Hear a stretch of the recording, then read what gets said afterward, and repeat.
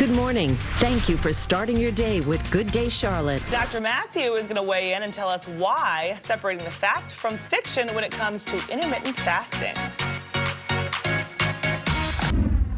Fox 46, getting results for your health. Is breakfast really the most important meal of the day?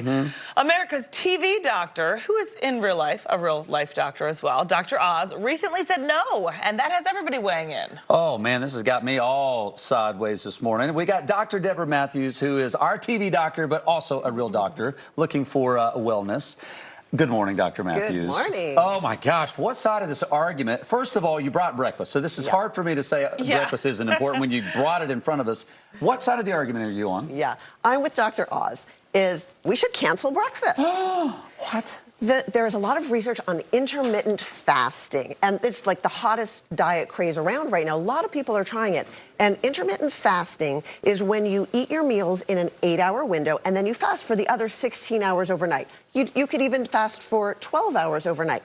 But there's a lot of science behind that it really works. And what people are finding is that their brain is clearer, they feel better, their energy is better, and it's not that hard. You just skip breakfast. So let me clarify that, though, because everyone says that doing it by skipping breakfast, technically, you could eat breakfast and then only eat for the next 8 hours, right? Or no, is that wrong? No, you're absolutely correct. In fact, it's probably better to eat earlier and, say start eating at 8 o'clock in the morning and finish in the afternoon. That's just hard for people. Most people can't stick to it. This way, if you say you just push breakfast later, just eat brunch every day. So you start your breakfast at 10 or 11 or even at noon, finish eating by 6, 7, 8 o'clock at night.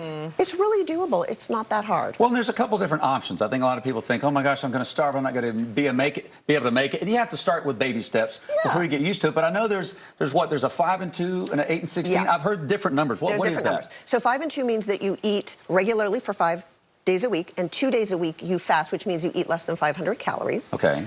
That's a little harder for most people. What most people do is they do this time-restricted feeding where you just put your meals in 8 hours. And it's simple. There's not a lot of rules to follow. You don't have to give up all your favorite foods. You don't have to count calories. It helps you lose fat instead of muscle, which is exactly what we want. And there's lots of science behind it. In fact, we believe that this could actually slow aging. It's like the cure for middle age. Wow. Yeah, there are so many benefits when you look at it. But there are ways quickly to change it as well, right? In the time that you're not supposed to be eating, outside of those 8 hours, like I thought I had a piece of gum, and then I read something. What are the ways that people can sabotage this without realizing what they're doing? Yeah, so drinking, like alcohol, doesn't count. It knocks you out of a fast. So any little things that you're doing that have sugar in it kind of knock you out of it. And this fasting is really important because it switches your body into the fat burning mode, which is exactly what you want. Is this something that you do? Because I don't want this to be another fad. Do you do this for 6 weeks and stop, or does this become a lifestyle? It becomes a lifestyle habit, and I've been doing it for the last year. Lots of people are finding that it's not so hard to stick to it. Even if you just do 12 hours, right? Eat your breakfast by 8, finish eating your supper by 8. That's just should be normal, right? But we're so used to snacking and grazing, and we're eating 18 hours and then sleeping for, the rest. We got it flipped around backwards. Dr. Deborah Matthew, always love having you in, especially when you bring us waffles that to us it's dinner time, so we can dive in here. Thank you for the time and the food.